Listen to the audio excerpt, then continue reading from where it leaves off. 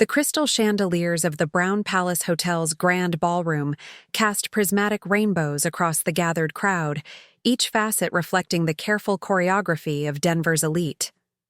Margaret Chen-Williams stood at the podium, her acceptance speech having just concluded to thunderous applause, the weight of the Climate Innovation Award solid and reassuring in her hands. The polished bronze surface caught the light as she held it, thinking of David. How proud he would have been to see their small solar panel business transformed into Williams Renewable Solutions, now valued at $50 million. Building. Sustainable businesses isn't just about quarterly profits, she had told the audience moments before, her voice carrying the quiet authority of someone who had earned every word. It's about creating something that endures beyond ourselves, for the generations who will inherit what we leave behind. The applause still echoed in her ears as she stepped down from the stage, Elena Vasquez immediately at her side with that protective instinct that had made her such an invaluable business partner. "Beautiful speech," Elena murmured, her dark eyes scanning the crowd with the practiced assessment of someone who had learned to read rooms full of potential investors. "The Hartwell Group looked particularly interested during your sustainability timeline presentation. Before we jump back in, tell us where you're tuning in from, and if this story touches you, make sure you're subscribed, because tomorrow, I've saved something extra special for you."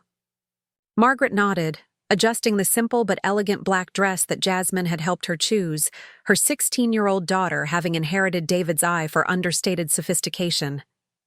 Speaking of Jasmine, Margaret spotted her near the dessert table, looking radiant in her deep blue dress, though slightly overwhelmed by the adult conversations swirling around her. This was Jasmine's first major business event, Margaret having decided it was time for her younger child to see the world she was building for their family's future. Unlike Blake, who had yet to make an appearance despite promising he would be here by 8. "Mrs. Chen-Williams?" A distinguished gentleman with silver hair approached, extending his hand. "Robert Hartwell. I was hoping we might discuss your expansion plans for the Rocky Mountain region." As Margaret engaged with the potential investor, she caught sight of movement near the ballroom's entrance. Blake had finally arrived, his tuxedo slightly rumpled, his usually perfect hair betraying signs of hasty preparation. Even from across the room, she could see the telltale flush across his cheekbones that suggested he'd been drinking. Probably at one of those cryptocurrency meetups he favored, where venture capitalists barely old enough to drink legally threw around millions like poker chips. Elena noticed her distraction. "I'll handle Mr. Hartwell," she said quietly. "Go check on your son." But Blake was already making his way through the crowd, and Margaret watched with growing unease as he inserted himself into a conversation between several board members from Colorado's largest investment firms. His animated gestures and the way his voice carried suggested he was in one of his passionate explanation modes, the same intensity that had once charmed his Stanford professors, but now seemed to lack the grounding that came with actual experience. "The problem with traditional renewable energy investment," Blake's voice grew louder as Margaret approached, "is that it's still operating on outdated paradigms. We need to democratize green energy through blockchain technology, create peer-to-peer energy trading networks that bypass the institutional gatekeepers entirely." Margaret felt a familiar mixture of pride and concern. Blake's intelligence was undeniable. He had graduated summa cum laude with a degree in environmental economics, after all. But his ideas, while innovative, often lacked the practical understanding that came from actually building something from the ground up, from knowing what it meant to meet payroll when a major contract fell through, or to personally guarantee loans when banks saw a Chinese-American woman as too risky an investment. "Traditional approaches have their place," interjected Patricia Moreau, the CEO of Summit Capital Management. "There's value in proven methodologies, especially when dealing with critical infrastructure." Blake's laugh had an edge to it that made Margaret's stomach tighten. That's exactly the kind of thinking that's holding back real innovation. No offense, but the establishment approach. His gaze found Margaret across the circle. even when it comes from well-meaning people, tends to be rooted in fear rather than possibility. The conversation continued, but Margaret found herself studying her son's face, seeing echoes of David in the sharp intelligence of his eyes, the determined set of his jaw.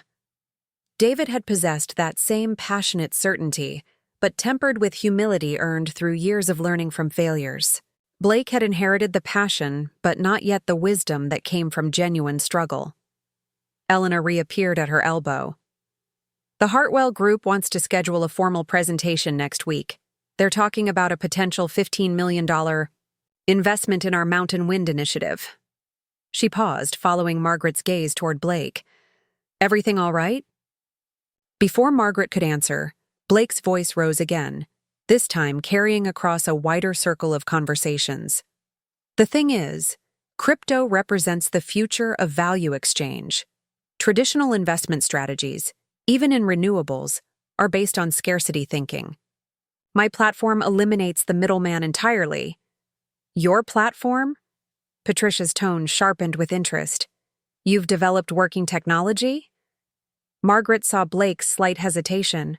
The momentary flicker that suggested his grand vision was still more concept than reality. But instead of acknowledging the gap, he doubled down. We're in beta testing phase. The traditional approach, what my mother's generation considers prudent, is actually holding back the kind of exponential growth we need to address climate change. The words hit Margaret like cold water. My mother's generation. The casual dismissal, delivered with the confidence of someone who had never wondered where next month's rent would come from, who had never stood in a banker's office and watched skepticism cloud their eyes at the sight of her name on the loan application. Interesting perspective, said James Fletcher from Rocky Mountain Ventures, his tone diplomatic but cool, though experience does have value in venture assessment. Blake's smile turned sharp. Sure, but we can't let experience become an excuse for risk aversion. I mean, no disrespect to my mother. He gestured toward Margaret with casual familiarity, but her approach is very much rooted in old-school thinking. She's brilliant at what she does, don't get me wrong, but she's just too old to really understand how money works in the digital age. The silence that followed was deafening. Margaret felt every eye in the immediate vicinity turn toward her, saw the mixture of surprise, embarrassment, and calculation on faces she had come to know through years of building professional relationships. Patricia Moreau's eyebrows rose, nearly to her hairline. James Fletcher cleared his throat uncomfortably. Robert Hartwell, still holding her business card from their earlier conversation, looked as though he had wandered into a family therapy session by mistake. Elena's hand touched Margaret's arm, a warning and an anchor. But Margaret barely felt it. The words echoed in her mind. Too old to understand money. Delivered with such casual cruelty by the son she had worked 18-hour days to provide for, whose trust fund represented every sacrifice she had made, every sleepless night spent, worrying about the company's survival after David's death. Blake seemed to realize, belatedly, that the atmosphere had shifted. His confident smile faltered as he looked around the circle of uncomfortable faces, finally landing on Margaret's controlled expression. I mean, obviously she's incredibly successful at traditional business models, but the damage was done. Margaret could see it in Patricia's subtle step backward, in James Fletcher's suddenly careful neutrality, in the way conversations at nearby tables had quieted as word of the exchange rippled outward. 8 years of building credibility, of proving herself in rooms full of men who had initially dismissed her, of earning respect through results, all of it undermined in a single moment by her own son's casual dismissal of her relevance. "If you'll excuse me," Margaret said, her voice carrying the same measured calm she used in boardroom negotiations. "I should check on the other guests." She turned and walked away, each step deliberate and controlled, aware that dozens of eyes were tracking her movement. Behind her, she heard Elena's voice, cool and professional, beginning some form of damage control. But the words felt distant, unimportant. What mattered was reaching the relative sanctuary of the ladies' lounge before the careful composure she had maintained for 30 years finally cracked. Jasmine appeared beside her as she reached the hallway. "Mom, are you okay?" Blake looked like, "I'm fine, sweetheart." Margaret's voice was steady, but Jasmine's perceptive eyes missed nothing. At 16, she already possessed an emotional intelligence that her brother, for all his Stanford education, seemed to lack entirely. In the ornate mirror of the ladies' lounge, Margaret studied her reflection. 58 years old, too old to understand money. The woman looking back at her had built a $50 million company from nothing, had navigated venture capital negotiations that would have intimidated most Harvard MBAs, had turned renewable energy from a niche market into a mainstream investment opportunity. But Blake saw only an aging mother who couldn't keep up with his generation's innovations. Elena found her there 20 minutes later. "I managed to redirect the conversation," she said carefully. "James Fletcher is still interested in the presentation next week, and Patricia seemed more curious about Blake's background than concerned about family dynamics." Margaret nodded, checking her lipstick in the mirror. "Thank you, Margaret." Elena's voice carried years of friendship and professional partnership. "Are you really okay?" Margaret thought about David, who had died just as Blake was beginning college, leaving her to navigate both grief and the challenge of raising 2 children while transforming their small business into something sustainable. She thought about the trust fund she had established from David's life insurance, meant to provide security for their children's futures. She thought about Blake's casual dismissal of everything she had sacrificed to give him the freedom to pursue his dreams without ever worrying about basic survival. "I need to think," she said finally, "about priorities, about consequences, about what we really value in this family." The calculation in her voice made Elena step back slightly. Margaret had built her company through strategic thinking, through understanding when to be patient and when to act decisively. The tone in her voice now was the same one she used when making the kind of business decisions that could make or break everything she had worked for. Too old to understand money.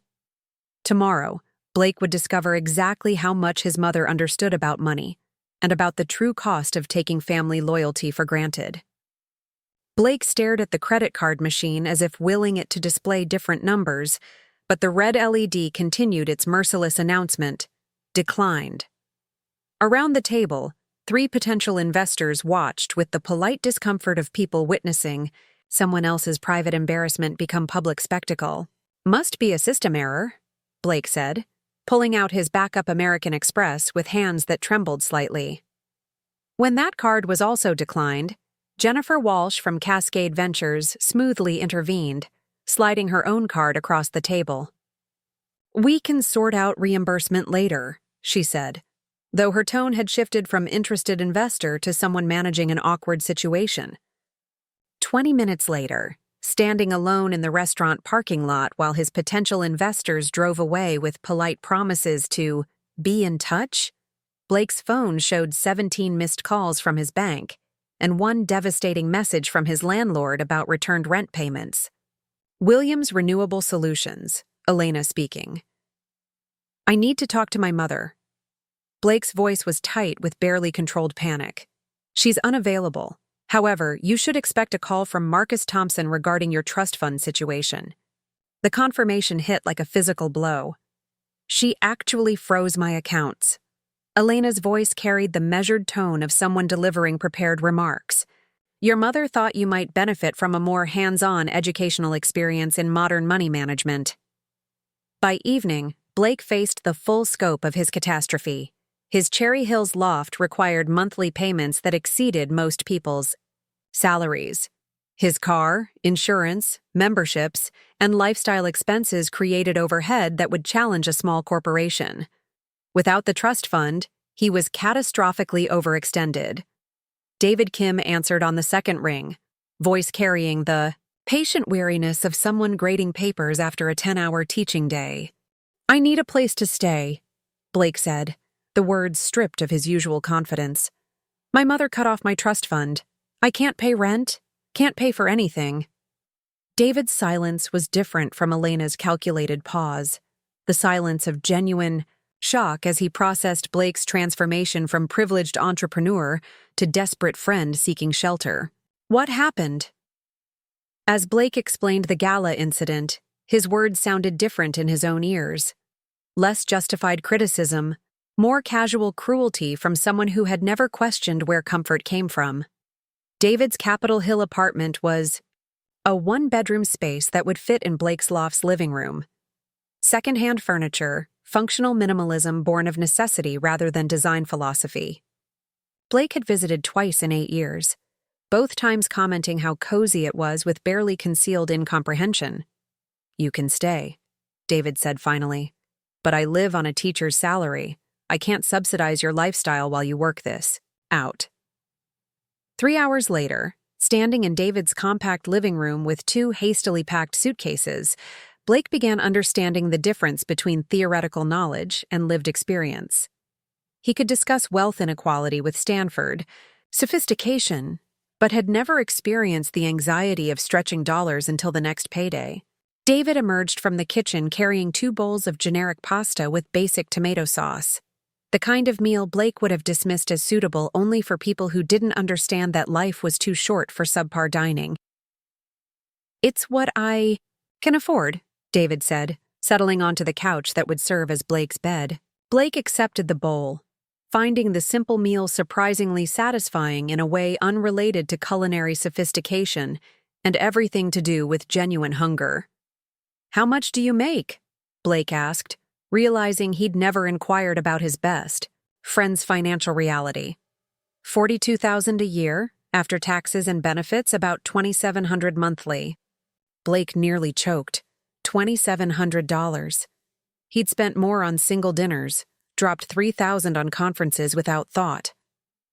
How do you pay rent, buy food, maintain a car? David's smile carried gentle amusement.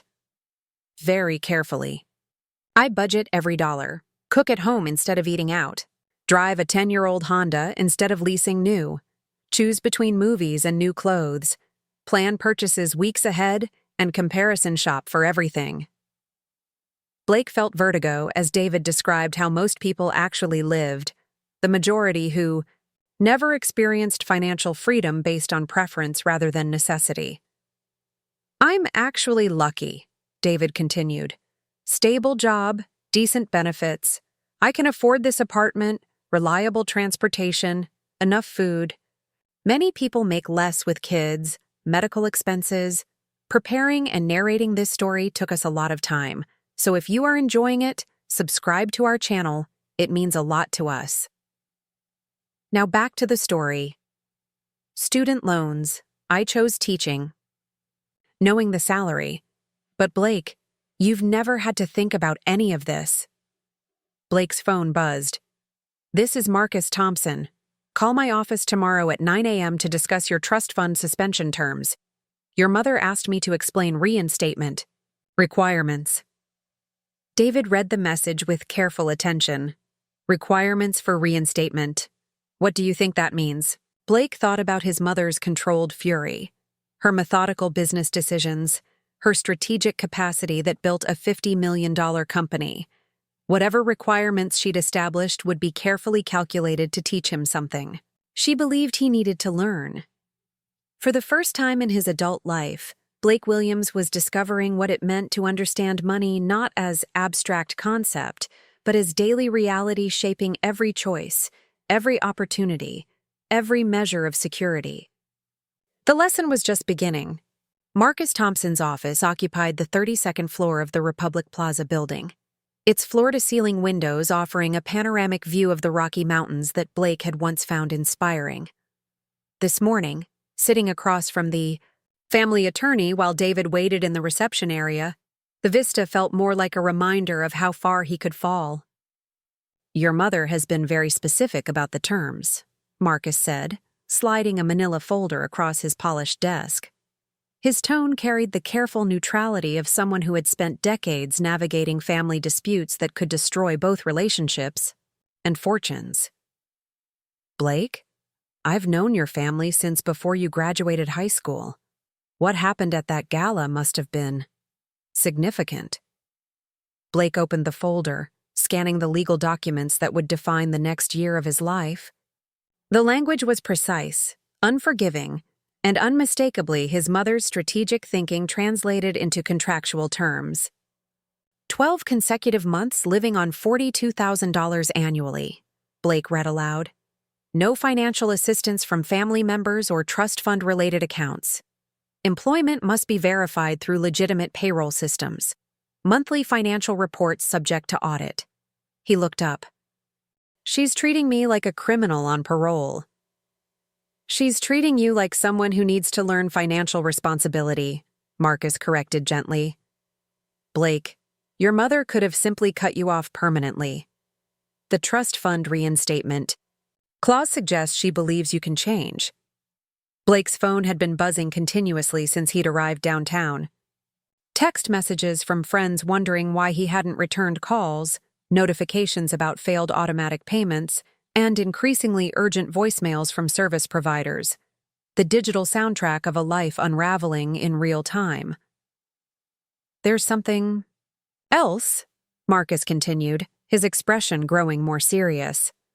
"Your grandmother contacted me yesterday. Victoria Sterling." Blake felt a mixture of relief and unease at hearing his paternal grandmother's name.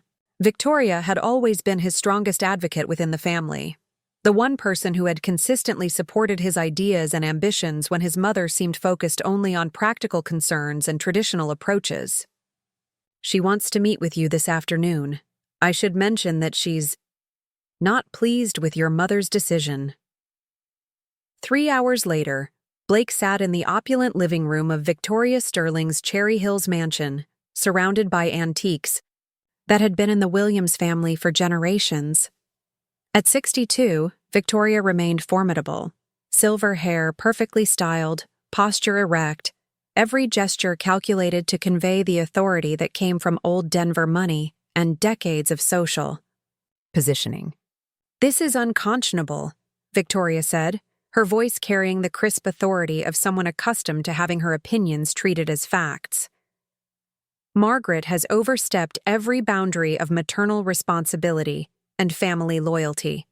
To publicly humiliate you through financial manipulation is beneath contempt." Blake found himself nodding, though something in his grandmother's tone made him uneasy. Victoria had always been protective of him, but there was an edge to her anger that seemed directed at more than just the trust fund situation. "She's always resented this family's legacy," Victoria continued, settling into her chair with the practiced grace of someone who had spent decades hosting social gatherings. "Your father's death gave her control over assets that should have remained within traditional Williams family management. This latest action proves she's unfit to make decisions about family wealth." "What do you mean?" Blake asked, though part of him wasn't sure he wanted to hear the answer. Victoria's smile was sharp. "I mean that your mother's emotional instability and vindictive nature have created grounds for legal intervention. The trust fund was established with your father's life insurance proceeds, but the underlying business assets, the company she's built her entire identity around, those represent Williams family investments that predate her involvement." Blake felt a chill that had nothing to do with the afternoon mountain air. "You're talking about challenging her control of the company." "I'm talking about protecting family interests from someone who has demonstrated she cannot separate personal grievances from fiduciary responsibilities." Victoria leaned forward, her eyes bright with calculation. "Blake, you're 26 years old. In 2 years, you would have inherited full control of your trust fund regardless of your mother's approval. But if we can demonstrate that her current actions represent emotional abuse and financial manipulation, we can accelerate that timeline significantly." The words hung in the air between them. Blake thought about David's cramped apartment, about the humiliation of declined credit cards, about the growing certainty that his mother intended to force him through a full year of financial hardship to prove a point. But he also thought about the controlled fury in Margaret's eyes at the gala, about the decades of sacrifice and strategic thinking that had built Williams Renewable Solutions from nothing. What would that mean for the company? Blake asked. Victoria's expression didn't change, but Blake caught a flicker of something that might have been satisfaction. Your mother would retain operational control, naturally, but financial oversight would shift to more experienced hands, traditional investment strategies rather than her experimental approach to renewable energy markets. Blake felt pieces clicking into place. Victoria's longtime skepticism about Margaret's business decisions, her subtle comments over the years about the company's direction, her barely concealed disapproval of the focus on renewable energy rather than traditional real estate and financial investments that had built the Williams fortune. You've been planning this, Blake said, the realization hitting him like cold water. I've been protecting family interests, Victoria corrected. Your mother's decision to freeze your trust fund has simply provided the legal justification for actions that have been necessary for years. Blake's phone buzzed with a text from David. Everything okay? You've been gone for 3 hours. The simple message reminded him of the genuine concern in his friend's voice, the uncomplicated loyalty of someone who had opened his home without expectation of reward or manipulation. I need to think about this, Blake said, standing to leave. Victoria's expression shifted, revealing a flash of steel beneath the grandmotherly concern. Blake, your mother has made it clear that she views you as a disappointment, as someone too immature to handle adult responsibilities. You can either accept that judgment and spend the next year proving her right, or you can demonstrate that you're capable of making strategic decisions about your own future. Driving back to David's apartment in his friend's Honda, his own Porsche having been repossessed that morning, Blake found himself caught between competing visions of his future. Victoria offered immediate relief, the restoration of his financial security, and validation that his mother's actions were unreasonable, but the price would be participating in what felt suspiciously like a coup against the woman who had built everything his family now owned. His phone rang as he pulled into David's parking lot. Jasmine's name appeared on the screen, and Blake felt a stab of guilt as he realized he hadn't spoken to his sister since the night of the gala. Blake? Are you okay? Mom won't talk about what happened, but Elena said your trust fund was frozen. Jasmine's voice carried the mixture of maturity and vulnerability that always reminded Blake how much responsibility his 16-year-old sister had taken on since their father's death.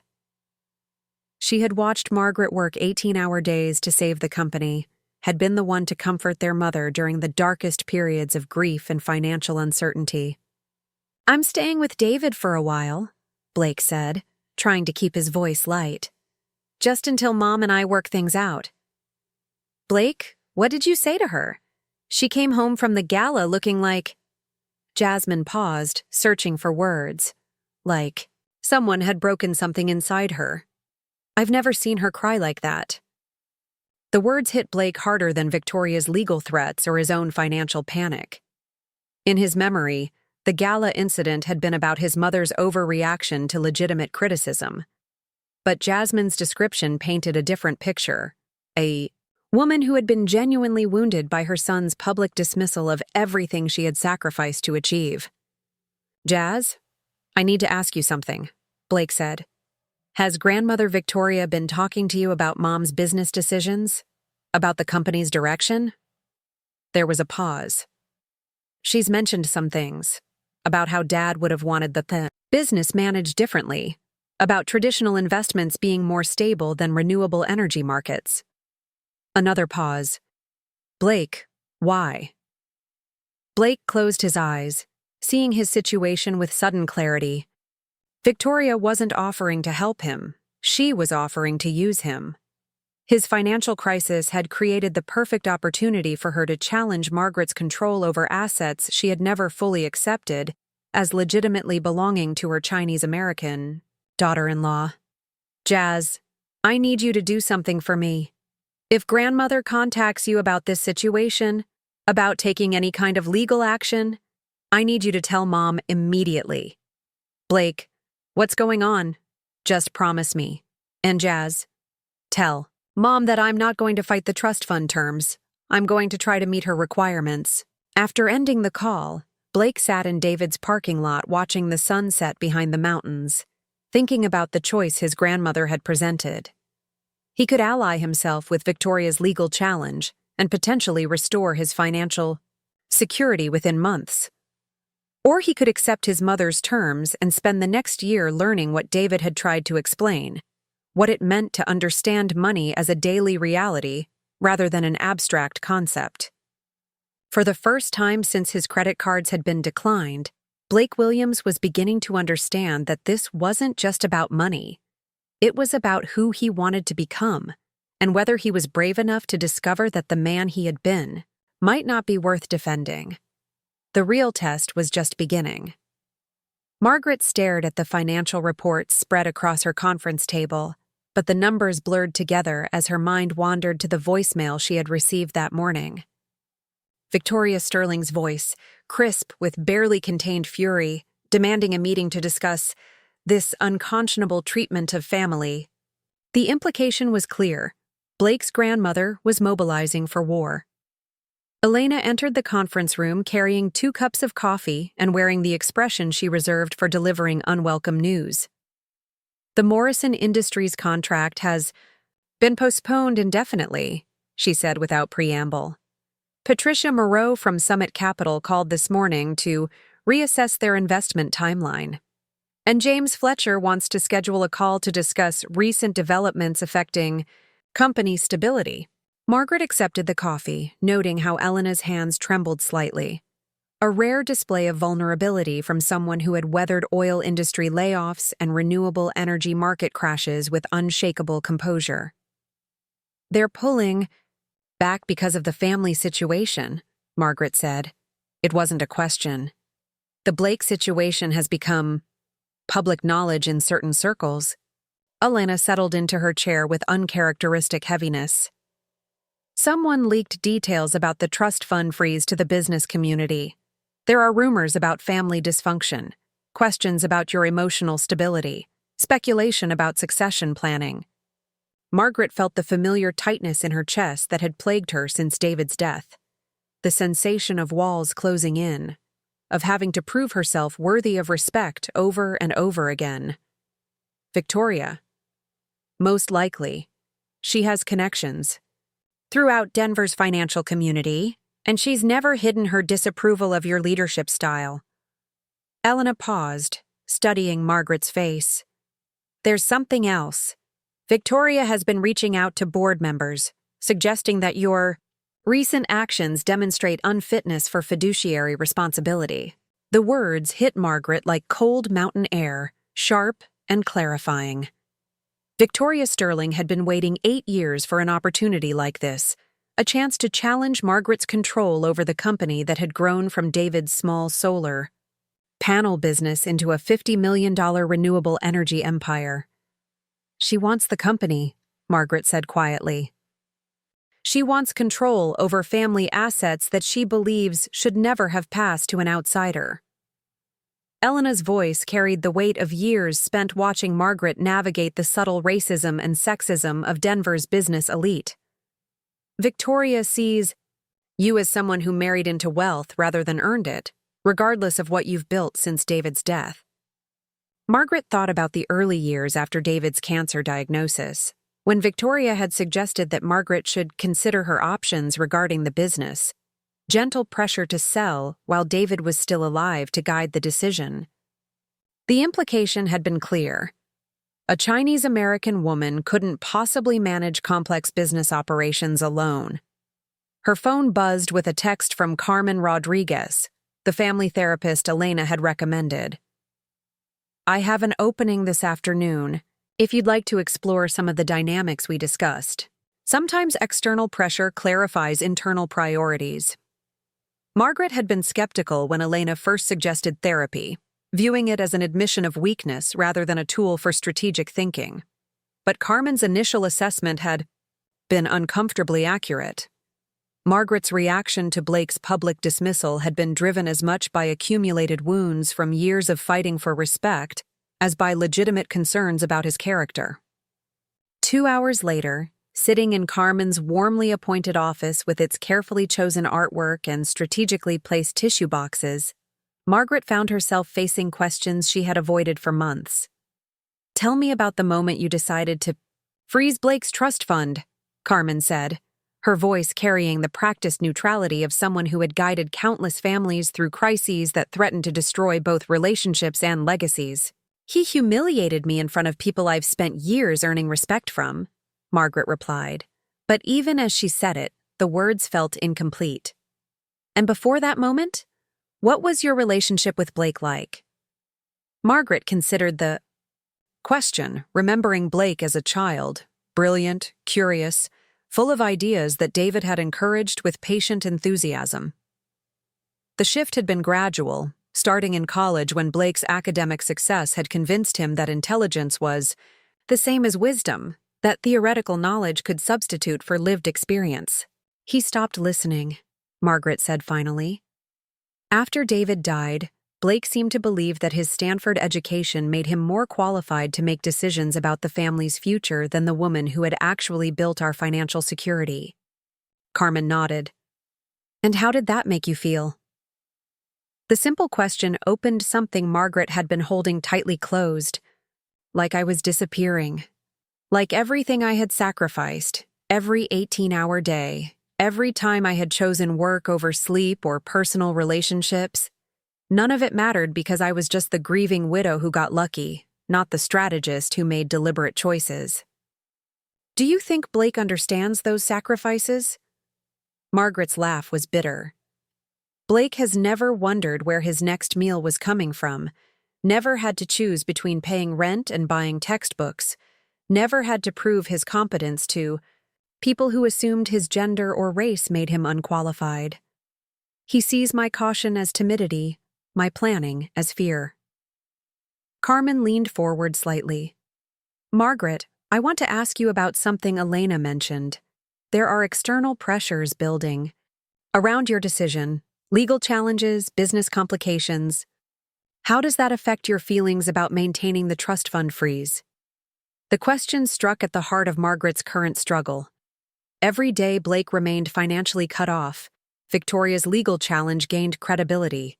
Every investor who postponed meetings or questioned company stability gave ammunition to those who wanted to paint Margaret as emotionally unstable, unfit for leadership. "It makes me want to double down," Margaret admitted. "Victoria has been waiting 8 years for an excuse to challenge my authority. If I capitulate now, I'm essentially admitting that she was right, that I can't separate personal emotions from business decisions.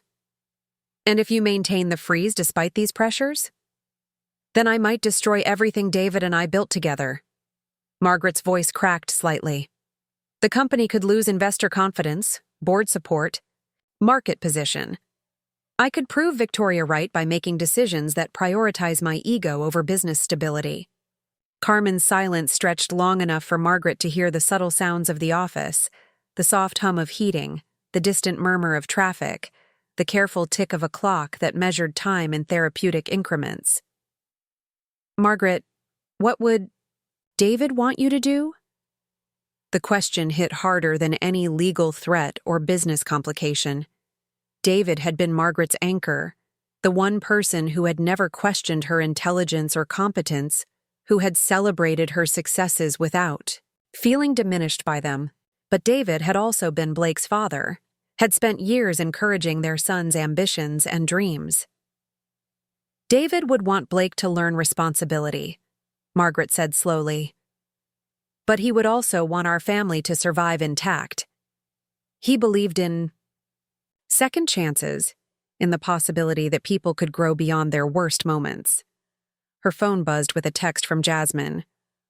"Blake called me. He said he's not going to fight the trust fund terms. He wants to try to meet your requirements. Thought you should know." Margaret stared at the message, feeling something shift in her chest. Blake's decision to reject Victoria's legal assistance suggested a level of self-awareness she hadn't. expected. But it also meant he would spend the next year struggling with financial realities he had never faced, learning lessons that might come at the cost of his relationship with his family. Carmen! What if I'm wrong? What if freezing his accounts teaches Blake nothing except resentment? What if I'm using financial control to exact emotional revenge? Carmen's expression remained carefully neutral. What if you're right? What if Blake needs to understand the value of money, the weight of consequence, the reality that privilege comes with responsibility? Margaret thought about Elena's warning, about the investors pulling back, about Victoria's legal maneuvering. But she also thought about Blake's voice on Jasmine's phone, apparently choosing the difficult path over the easy one. "I need to know," Margaret said finally. "I need to know if my son is capable of growth, or if he's just someone who expects the world to accommodate his preferences. I can't spend the rest of my life wondering if I raised someone who understands sacrifice, or someone who assumes it's his birthright to be supported by other people's efforts." Carmen nodded. "And you're willing to risk everything you've built to find out?" Margaret looked out the window at the mountains that had witnessed her transformation from struggling immigrant daughter to successful entrepreneur. The peaks remained constant while everything else changed: weather, seasons, the lives of people who looked to them for stability and perspective. "I've already risked everything once," Margaret said, "when David died and everyone expected me to sell the company, take the safe path, step aside for more experienced management. I chose to fight then because I believed in what we had built together. Now I'm fighting for what we hope to build, a son who understands that respect is earned, that family wealth comes with family responsibility." As Margaret left Carmen's office, she felt the weight of her decision settling around her like winter air, sharp, clarifying, and absolutely unforgiving of mistakes. Blake's choice to accept her terms rather than challenge them legally had changed the nature of their conflict, but it hadn't resolved the fundamental question of whether love could survive when respect had been shattered. The real test, for both of them, was still ahead. Blake stood at the front of Jefferson High School's algebra classroom, watching 16-year-old Marcus Rodriguez struggle with the same equation for the third time. The boy's frustration was palpable, pencil gripped too tightly, eraser worn, down to nothing. The kind of quiet desperation Blake recognized from his own recent experiences with problems that seemed impossible to solve. "I can't do this," Marcus muttered, throwing his pencil down. "This is stupid. When am I ever going to use algebra in real life?" 3 weeks into his substitute teaching position, Blake had heard this question dozens of times. Initially, he'd responded with standard educator answers about critical thinking. But watching Marcus, a kid whose worn sneakers and carefully mended backpack told stories Blake was only beginning to understand, he found himself seeing the question differently. "Marcus, can I tell you something?" Blake pulled up a chair, next to the student's desk. 3 months ago, I thought I understood how money worked. I had sophisticated theories about cryptocurrency and digital economics that I could explain to college graduates." Marcus looked up, curiosity overriding frustration. "Then one day, my credit card got declined at a restaurant. Turned out I didn't understand the first thing about money. Not real money. The kind you have to earn and budget and make last until the next paycheck." Blake gestured toward the equation. "This algebra you're struggling with? It's the same skill you need to figure out if you can afford rent and groceries in the same month." He wrote a new problem. If your family's monthly income is $2,800 and your rent is $1,200, utilities are $200, groceries are $400, and transportation costs $150, how much do you have left for everything else? Marcus worked through the calculation, engagement obvious as numbers connected to his lived experience. $850, he said, then paused. "That's not very much." "No, it's not. And if something unexpected happens, car repair, medical bill, you have to figure out how to make it work. That's algebra too."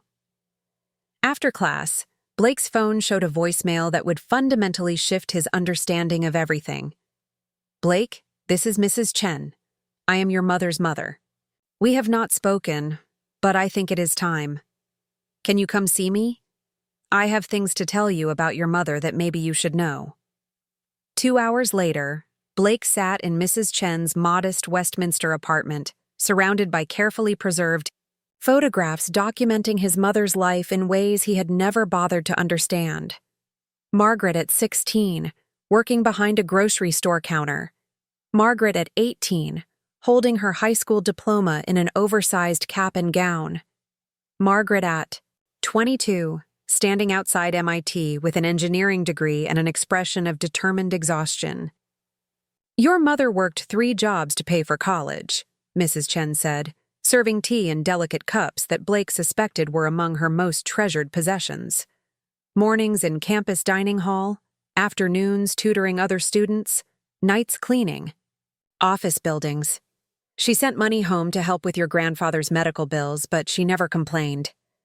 Blake accepted the tea, noting how his grandmother's hands shook slightly with age, but remained steady enough to pour without spilling. "I didn't know about the jobs." Mrs. Chen's smile was gentle, but carried an edge of steel that reminded Blake uncomfortably of his mother's expression during business negotiations. "Your mother does not talk about those years. She says the past is past, but I think sometimes the past helps us understand the present."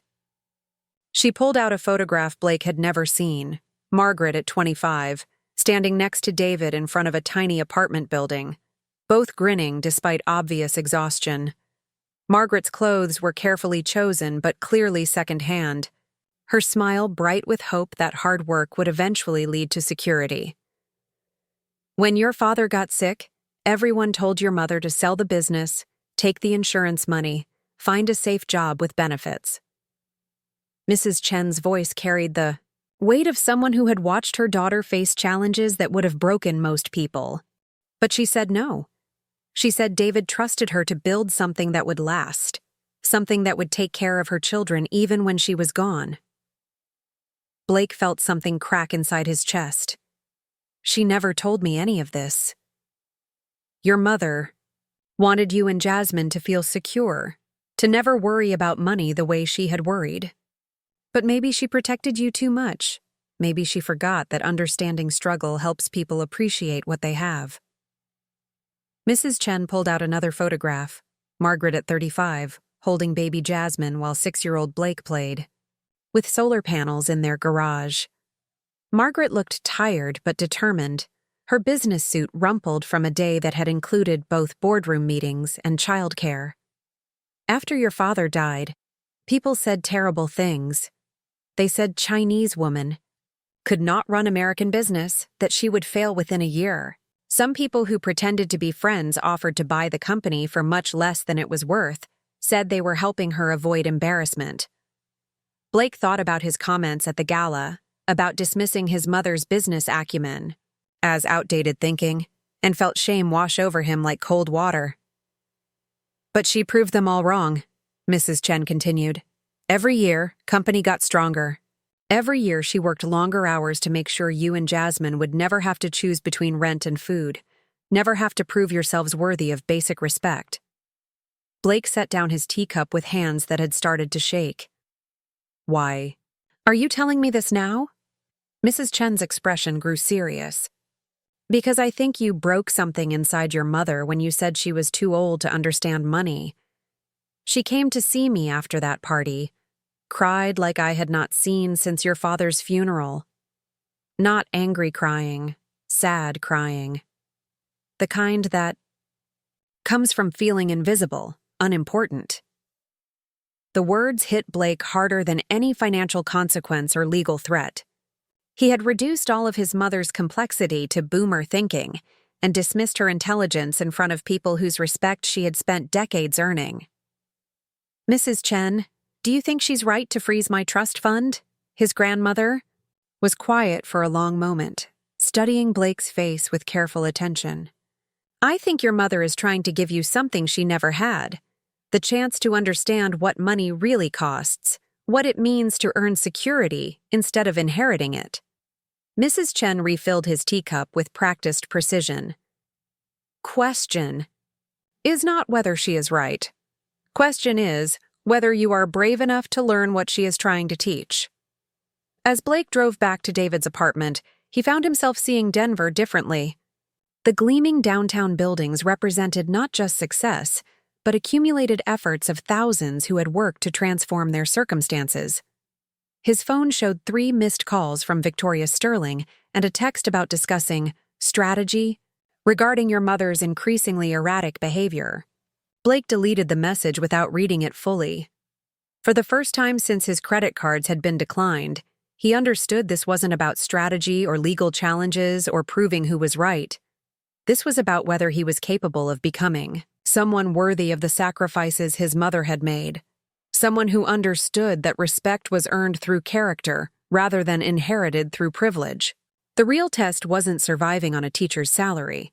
The real test was discovering whether Blake Williams was brave enough to become the kind of man his mother had hoped to raise. Carmen Rodriguez's office felt smaller than usual as Margaret and Blake sat across from each other for the first time since the gala 6 weeks ago.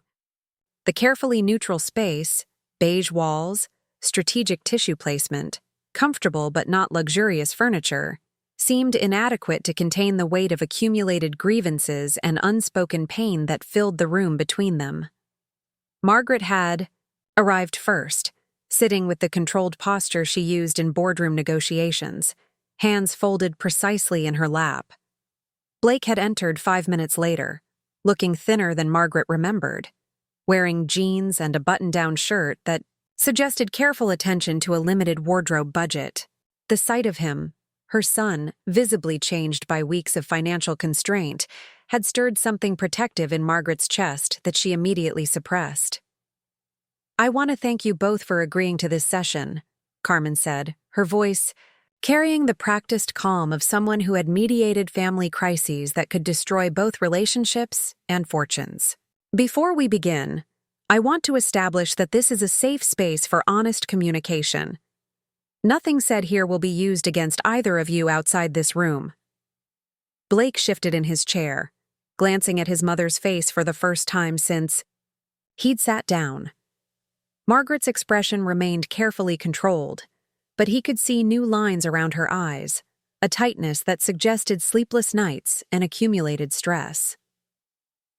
"Blake, would you like to start by sharing what you've learned during these past weeks?" Carmen asked. Blake looked down at his hands, noting the calluses that had developed from loading boxes during his part-time warehouse job, the careful way he now checked his phone to monitor his minimal bank balance. "I've learned that I didn't understand anything about money. Not real money, not what it costs to earn it or how hard it is to make it stretch." He glanced up at Margaret, whose expression remained neutral, but whose fingers had tightened slightly around her purse strap. "I've learned that when Marcus Rodriguez can't afford new shoes for track practice, it's not because his family doesn't care about his education. It's because they had to choose between his shoes and his grandmother's medicine." Blake's voice grew steadier. "I've learned that David's apartment isn't small because he lacks ambition. It's small because he chose teaching over higher-paying careers, and that choice has real consequences that he lives with every day."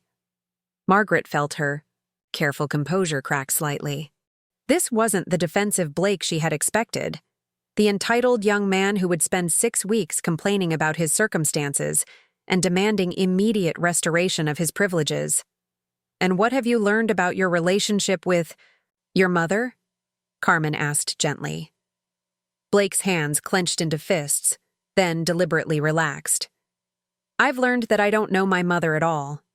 I thought I did, but..." He looked directly at Margaret for the first time. "I visited Grandmother Chen last week. She showed me pictures I'd never seen, told me stories about your life that you never shared." Margaret's breath caught. She hadn't spoken to her mother about Blake's visit, hadn't known that Mrs. Chen had decided to intervene in the family crisis.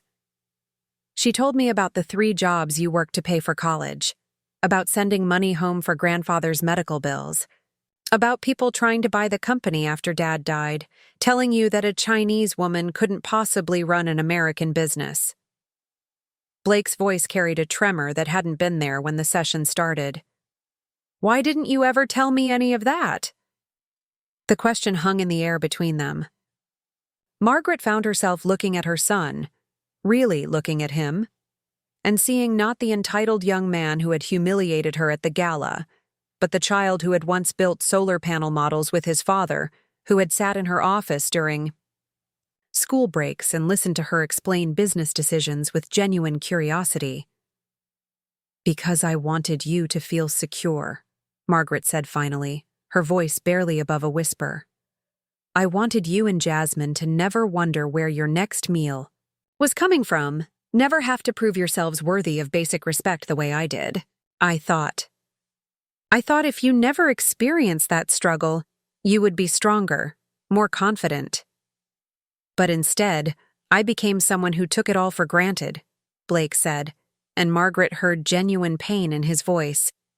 Someone who could stand in a room full of your colleagues and dismiss everything you'd built as outdated thinking because I'd never had to build anything myself. Carmen leaned forward slightly. Margaret, how did Blake's comment at the gala make you feel? Margaret closed her eyes, remembering the moment when her son's words had cut through her carefully constructed professional dignity. Like I was disappearing. Like every sacrifice I'd made, every 18-hour day, every time I'd chosen work over personal relationships, none of it mattered because I was just the grieving widow who got lucky, not the strategist who made deliberate choices. Her voice broke slightly. For 25 years, I've had to prove my competence to people who assumed my gender or race made me unqualified. I've sat in rooms where men explained my own business to me, where investors questioned whether I understood financial concepts I'd mastered before they graduated college. But I never expected to feel that dismissal from my own son. Blake's face crumpled. Mom, I'm so sorry.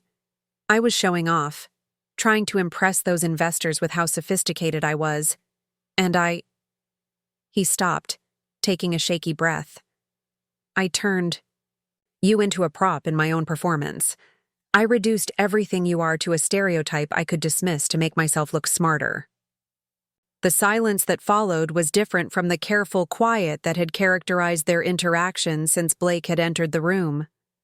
This was the silence of walls crumbling, of defenses lowering, of two people finally seeing each other clearly. Margaret reached into her purse and pulled out a tissue, her carefully maintained composure finally giving way to tears she had been holding back for weeks. Blake, I froze your trust fund because I was angry, yes, but also because I was terrified. Terrified that I had raised someone who would never understand the value of what we've built, who would spend his life assuming the world owed him comfort without effort. And I was terrified that no matter what I accomplished, no matter how hard I worked to prove myself, I would always be seen as someone who didn't really belong in the rooms where decisions get made, she continued, her voice growing stronger. When you said I was too old to understand money, it confirmed my worst fear, that even my own son saw me as irrelevant. Blake stood up abruptly, then knelt beside his mother's chair in a gesture that reminded Carmen of a much younger child, seeking comfort. Mom, you're the strongest person I know. You built a $50 million company from nothing. You proved every single person who doubted you wrong. I was an idiot who confused intelligence with wisdom, who thought my Stanford degree made me smarter than the woman who actually earned everything we have. Margaret reached out tentatively, then pulled her son into a hug that contained 6 weeks of worry, anger, and carefully suppressed love. Blake held on to her with the desperation of someone who had been afraid he might have destroyed something irreplaceable. I don't want your money back just so I can go back to my old life, Blake said into his mother's shoulder. I want to earn the right to be part of our family business. I want to learn how to build something that lasts, not just consume what other people have created. Carmen watched the reunion with the satisfaction of someone who had guided countless families through seemingly insurmountable conflicts. But she also knew that emotional breakthroughs, while necessary, weren't sufficient to resolve complex family dynamics. "This is beautiful progress," she said gently. "But we need to talk about what comes next. Margaret, Blake's apology, and new understanding don't automatically resolve the external pressures you've been facing, the business complications, the legal challenges from Victoria Sterling." Margaret pulled back from the hug, her business mindset reasserting itself even as tears continued to track down her cheeks. "Victoria filed a formal challenge to my fiduciary competence last week. She's claiming that freezing Blake's trust fund demonstrates emotional instability and unsuitability for managing family assets." Blake's expression hardened. "She's trying to use our family conflict to take control of the company." "She's been waiting 8 years for an opportunity like this," Margaret confirmed, "and I may have given it to her by letting my personal pain drive a business decision." Blake stood up, his posture shifting into something Margaret recognized, the same determined stance David had adopted when facing challenges that threatened their family's future. "Then we fight her together," Blake said. "We show everyone that this wasn't about emotional instability. It was about a mother who loved her son enough to risk everything to teach him what he needed to learn. And it was about a son who was finally ready to learn it." Margaret looked at her son, really looked at him, and saw not the entitled young man who had humiliated her at the gala, but someone who had chosen growth over comfort, understanding over resentment. The question now was whether their newfound connection would be strong enough to weather the storm that Victoria Sterling was determined to unleash upon their family. Outside Carmen's office windows, Denver's skyline glittered in the afternoon light, a testament to the dreams and struggles of thousands of people who had built something lasting from nothing. Margaret and Blake Williams were about to discover whether their own family legacy could survive the test that lay ahead. Blake's phone buzzed at 6:47 a.m. with a text from David. "Emergency staff meeting called. 3 teachers out with flu. Principal. Needs you to cover full day." Rolling off the couch that had become more comfortable than his former king-size bed, Blake grabbed the clothes he had laid out the night before, a habit he'd developed to maximize his limited wardrobe, and headed for the kitchen where David was already making coffee. "Rough day ahead," David said, handing Blake a travel mug. "Mrs. Peterson's algebra classes, Mr. Chang's geometry, and Coach Williams wants you to help with track practice after school." Blake accepted the coffee gratefully, noting how David's morning routine had become a source of stability in his upended life. 3 months ago, he would have hired someone to manage his schedule, ordered breakfast from an expensive cafe, started each day with the assumption that problems were other people's responsibility to solve. "David, can I ask you something?" Blake said, watching his friend pack lunch into a brown bag with the same methodical care he brought to everything else. "Are you happy? I mean, really happy with this life? The budgeting, the careful planning, the constraints?" David paused, considering the question with typical thoughtfulness. "I'm content. There's a difference. I chose teaching because I believe it matters, even though it means I'll never be wealthy. But Blake, contentment isn't the same as complacency. I still have dreams, goals, things I want to achieve. I'm just realistic about what it takes to get there." At Jefferson High School, Blake found himself managing 6 different classes across 3 subjects, a logistics challenge that would have frustrated him 3 months ago, but now felt like an engaging puzzle. During lunch, he sat in the teachers' lounge grading papers and listening to colleagues discuss budget cuts, supply shortages, and the second jobs many of them worked to supplement their teaching salaries. "Mr. Williams?" Marcus Rodriguez appeared at the lounge doorway, holding a folder thick with papers. "I finished the extra credit project you assigned, the one about real-world algebra applications." Blake accepted the folder, impressed by its weight and organization. Marcus had researched the mathematics behind renewable energy systems, calculating efficiency ratios and cost-benefit analyses with the kind of precision that would have impressed Margaret's engineering team. "This is exceptional work, Marcus. What made you choose renewable energy as your focus?" The teenager shifted uncomfortably. "My mom's been talking about getting solar panels for our house, but she's not sure if we can afford the upfront costs. I wanted to help her figure out if it would save money in the long run."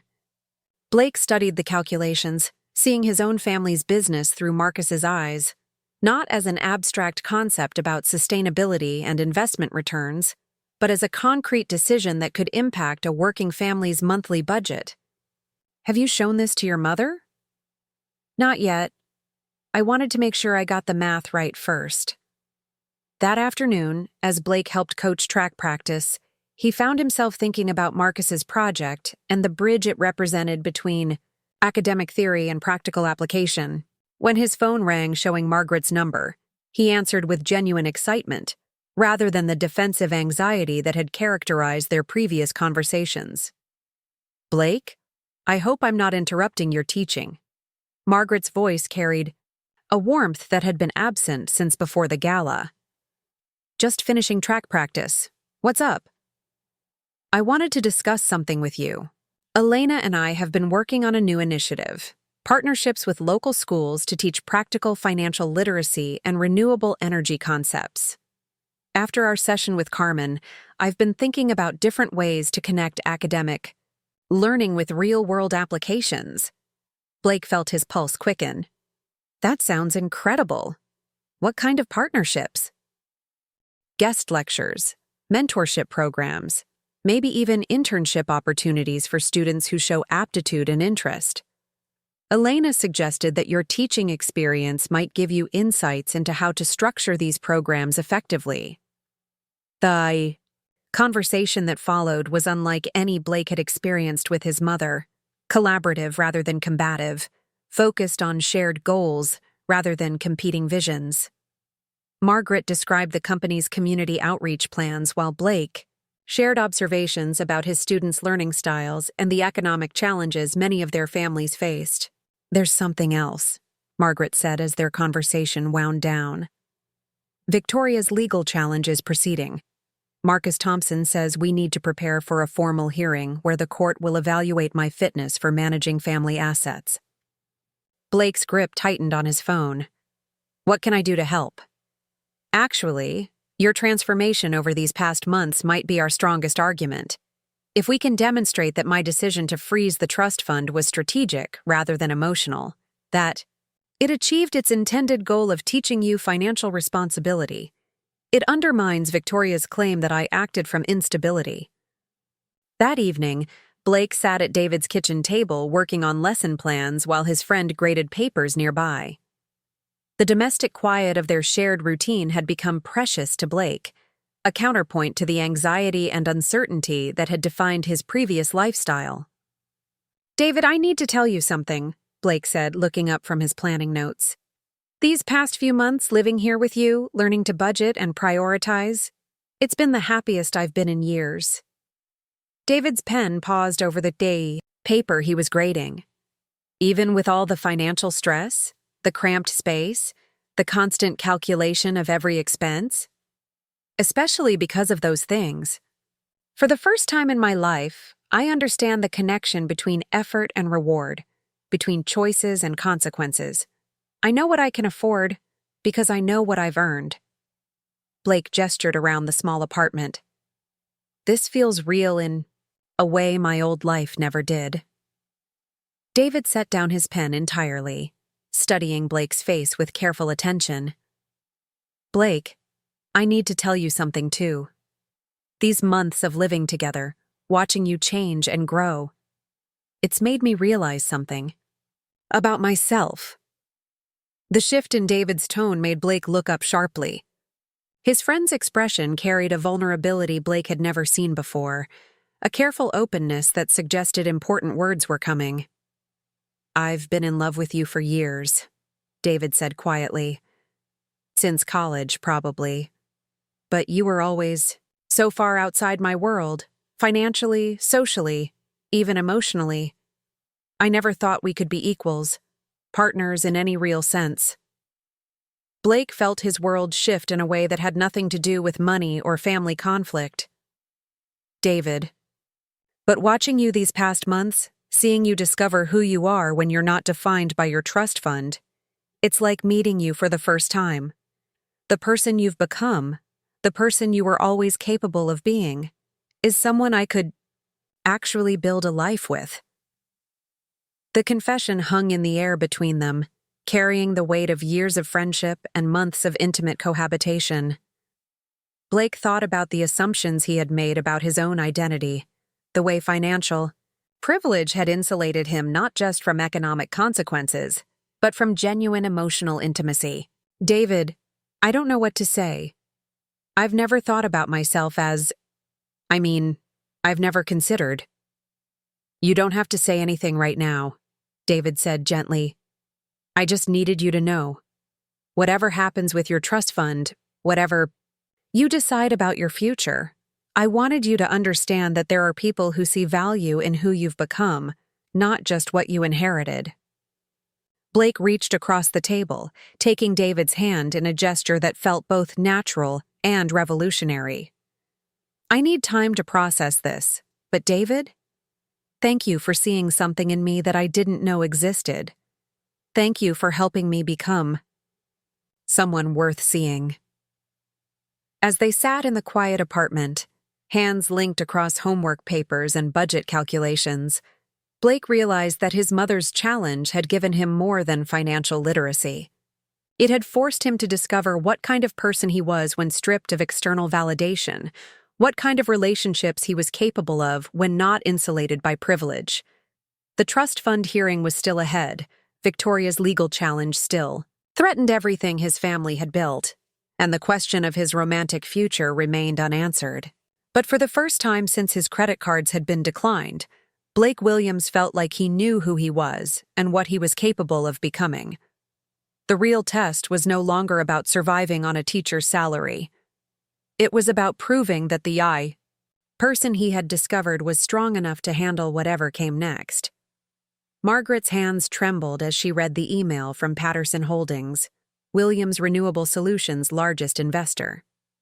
The subject line, Investment Review and Reconsideration, carried the polite veneer that typically preceded devastating news in the business world. Elena, you need to see this, Margaret called from her office, her voice carrying the controlled calm she used when disasters required immediate strategic thinking. Elena appeared in the doorway within seconds, coffee mug in hand, ready for whatever crisis had emerged. After 5 years of partnership, she recognized the particular tone Margaret used when external threats converged with family complications to create perfect storms. Patterson Holdings is withdrawing their $20 million commitment to our Mountain Wind initiative, Margaret said, turning her laptop screen toward Elena. They cite concerns about management stability and succession planning as primary factors. Elena read the email quickly, her expression growing darker with each paragraph. This is Victoria's doing. She's been working her connections, spreading doubt about your decision-making capacity. Margaret's phone buzzed with a text from Marcus Thompson. Emergency meeting requested. Victoria has scheduled formal competency hearing for next Wednesday. We need to prepare comprehensive defense immediately. The irony wasn't lost on Margaret. Victoria's legal challenge had created exactly the kind of business instability it claimed to prevent. By questioning Margaret's fitness for leadership, Victoria had spooked investors and triggered the very crisis she purported to be solving. How much runway do we have without the Patterson investment? Elena asked, already pulling up financial projections on her tablet. 4 months, maybe 5 if we cut operational expenses significantly. Margaret stared out her office windows at the mountains that had witnessed her transformation from struggling widow to successful entrepreneur. Elena, I need to ask you something difficult.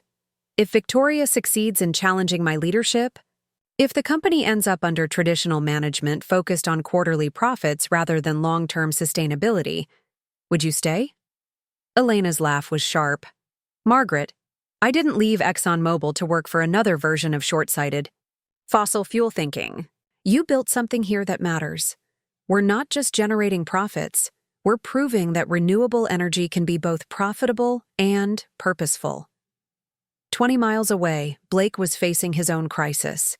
His phone showed 3 missed calls from cryptocurrency contacts, each offering consulting opportunities that would pay more in a week than he currently made in a month. The timing felt simultaneously coincidental and suspicious. Word of his family's legal troubles had apparently reached circles where his Stanford credentials and trust fund background still carried weight. "Mr. Williams?" Marcus Rodriguez appeared at Blake's classroom door during lunch break, holding an envelope with careful reverence. "I wanted to give you this before I lost my nerve." Blake accepted the envelope, noting the teenager's nervous energy. Inside was a handwritten letter addressed to Margaret Chen-Williams, along with a meticulously prepared business proposal for residential solar installations in working-class neighborhoods. "Marcus, this is incredible work, but why are you giving it to me instead of mailing it directly?" The teenager shifted uncomfortably. "Because my mom says rich people don't actually read letters from people like us. She says they have assistants who throw away anything that doesn't come through proper channels." Blake felt something crack in his chest, the realization that his students saw him as a bridge between their world and his mother's, someone who understood both the mathematics of survival and the language of business investment. "Marcus, what? If I told you that my mother would absolutely read this letter? What if I told you she started her company specifically to help families like yours access renewable energy?" "I'd say that sounds too good to be true." Blake pulled out his phone, scrolling to Margaret's contact information.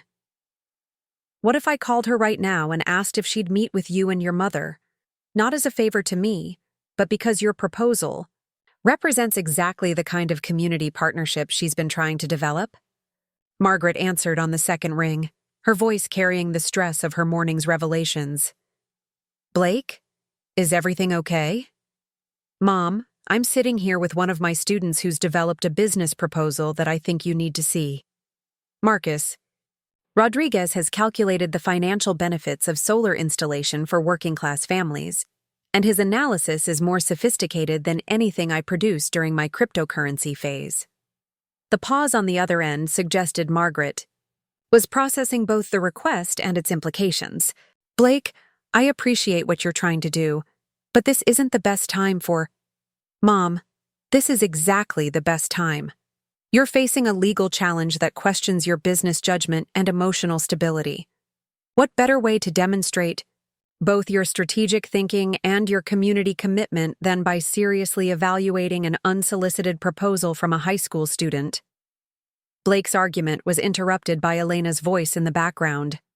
"Margaret, he's right.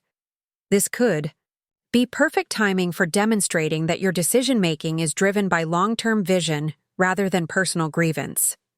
30 minutes later, Blake sat in Margaret's conference room with Marcus and his mother, watching his student present his solar installation proposal with the confidence of someone whose mathematical precision had been validated by professional attention.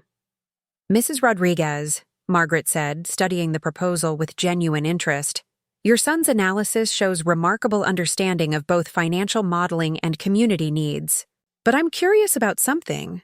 What made you support his interest in renewable energy?" Marcus's mother, a woman whose careful English carried the strength of someone who had built dignity through decades of hard work, smiled at her son with obvious pride. "My son is smart, but more important, he thinks about other people. When he told me about solar panels, he didn't talk about being environmentally conscious. He talked about helping our neighbors save money on electricity bills."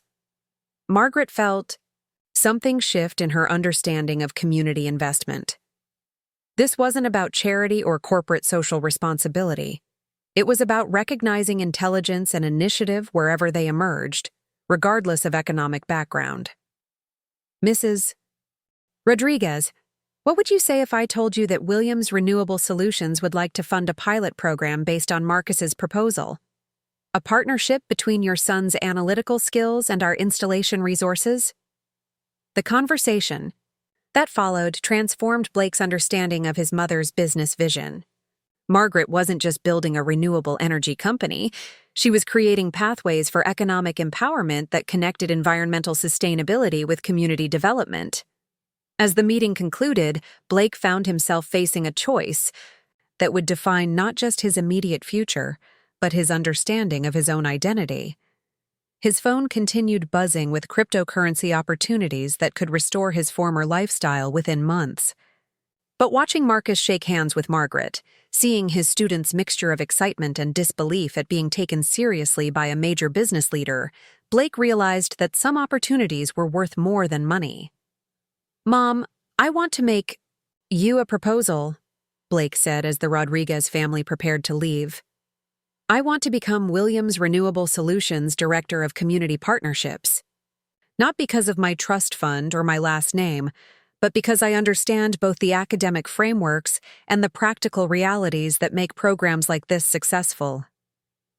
Margaret studied her son's face, seeing determination rather than entitlement, strategic thinking rather than impulsive ambition. "Blake, that position would require you to turn down more lucrative opportunities. It would mean choosing purpose over profit, community impact over personal advancement." "That's exactly why I want it," Blake replied. 3 months ago, I thought, intelligence was about having sophisticated theories.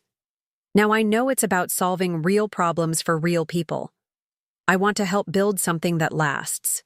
Margaret looked at her son, really looked at him, and saw not the entitled young man who had humiliated her at the gala, but someone who had chosen growth over comfort, understanding over resentment.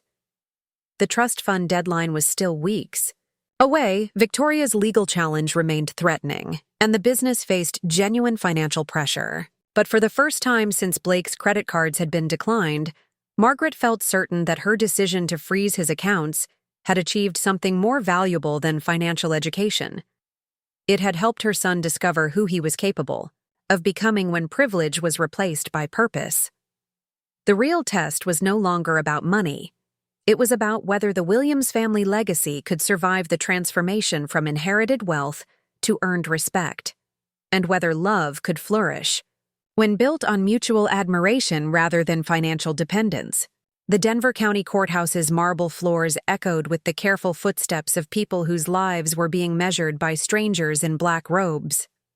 Margaret sat at the defendant's table, her hands folded with the same controlled composure she had used during her first board meeting as a widow 24 years old and terrified of failure. Victoria Sterling occupied the plaintiff's table with the confidence of someone who had never questioned her right to make decisions about other people's lives. At 72, David's mother retained the sharp elegance that had made her a formidable presence in Denver society, her silver hair arranged with precision that suggested careful attention to the impression she made in rooms where power was distributed and futures decided. Blake entered the courtroom wearing the navy suit Margaret had bought him for his Stanford graduation, the only formal attire he still owned after months of budget constraints. But his presence carried a different energy than it had at the gala 6 months ago. Where once he had projected entitled confidence, he now displayed the quiet assurance of someone who had discovered his worth through effort rather than inheritance.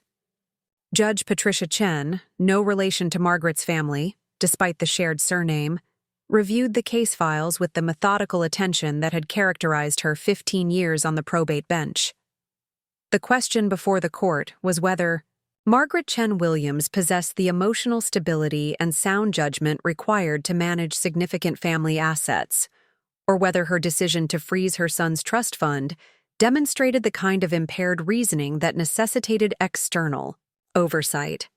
"Mrs. Sterling," Judge Chen said, addressing Victoria with formal neutrality, "please present your case for why the court should intervene in Mrs. Williams' management of family trusts."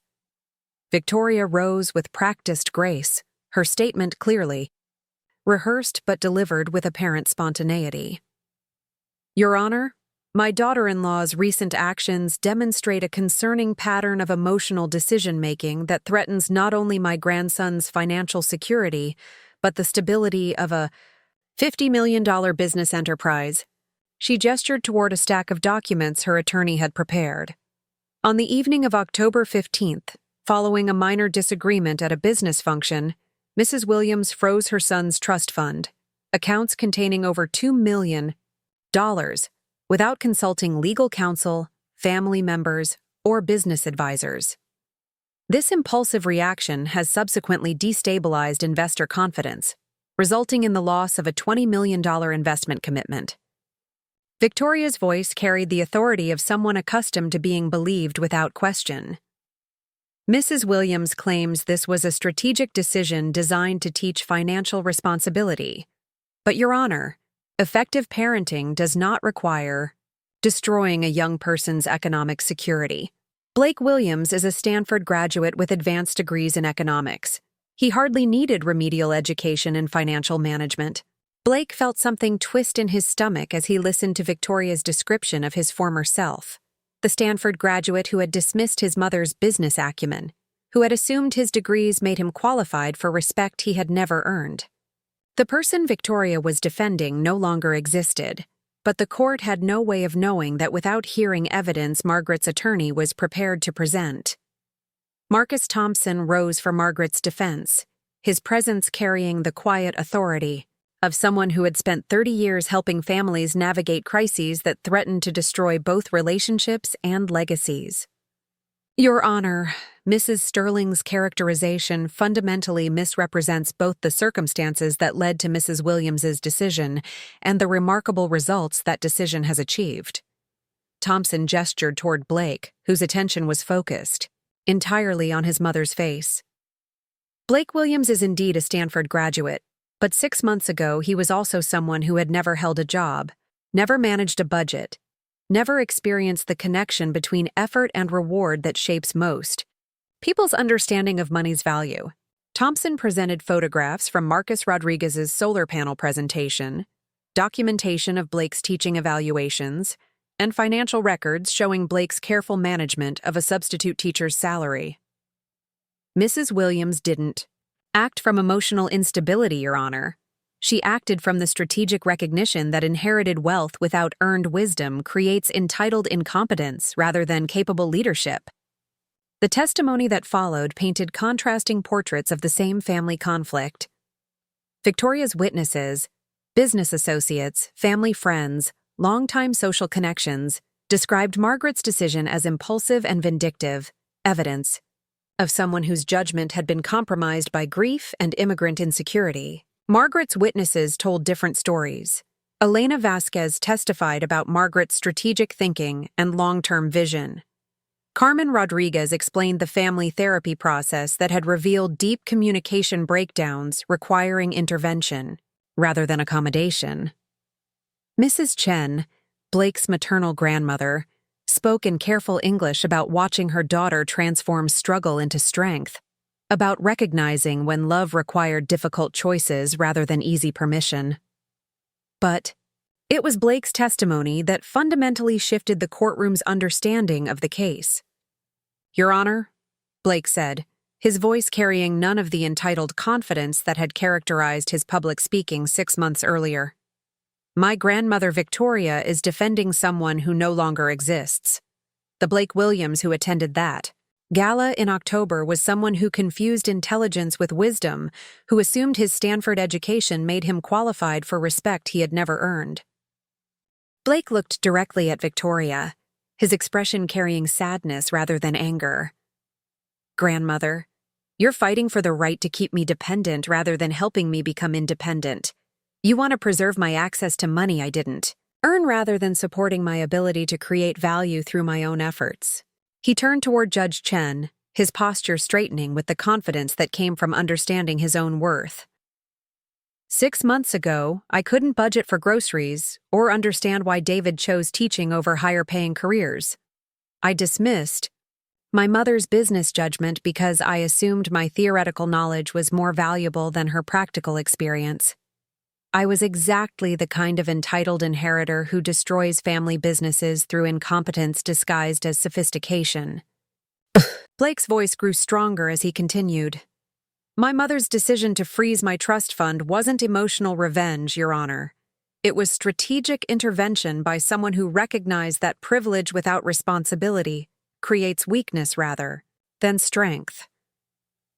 She gave me something more valuable than money. She gave me the chance to discover who I am when I'm not defined by what I inherited. The silence that followed Blake's testimony was broken by Victoria's sharp intake of breath. For the first time since the hearing began, her composed expression showed cracks, surprise, perhaps even hurt, at being characterized as someone who prioritized Blake's comfort over his character. Judge Chen reviewed her notes for several minutes before speaking. This case presents an unusual situation where family conflict has produced, rather than prevented, the outcome that trust law is designed to achieve: the development of beneficiary competence and responsibility. She looked directly at Victoria. Mrs. Sterling, your concern for your grandson's welfare is understandable, but the evidence suggests that Mrs. Williams' decision has achieved its intended educational purpose. Blake Williams appears to have developed exactly the kind of financial literacy and work ethic that trust structures are designed to encourage.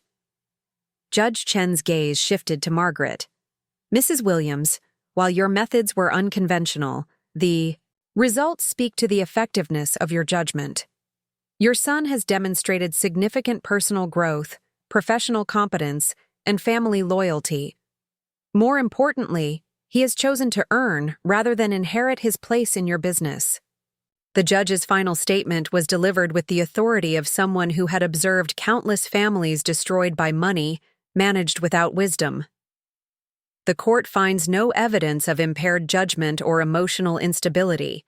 Mrs. Williams retains full authority over family trust management. This hearing is concluded.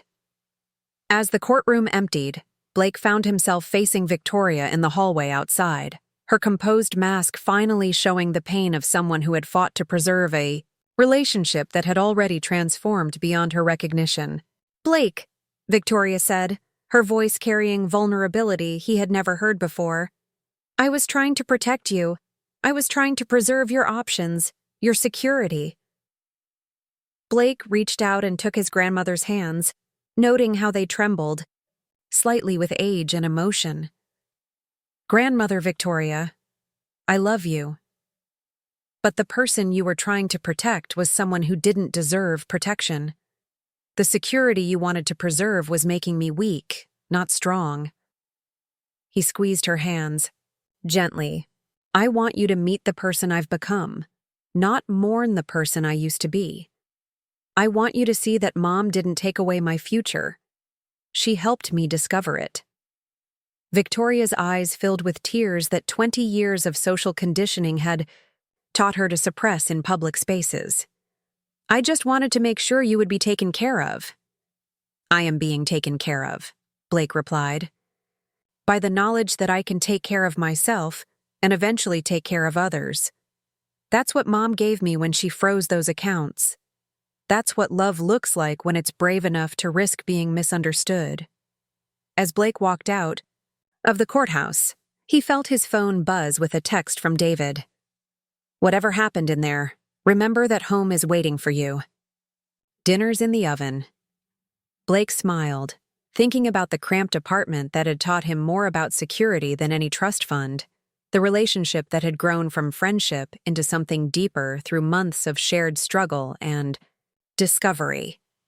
His mother's test had ended, but the life he had built during those months of constraint would continue, not because he had to, but because he wanted to. The frost line had finally broken, and what emerged was stronger than what had been buried beneath it. Up next, you've got 2 more standout stories right on your screen. If this one hit the mark, you won't want to pass these up. Just click and check them out. And don't forget to subscribe and turn on the notification bell so you don't miss any upload from us.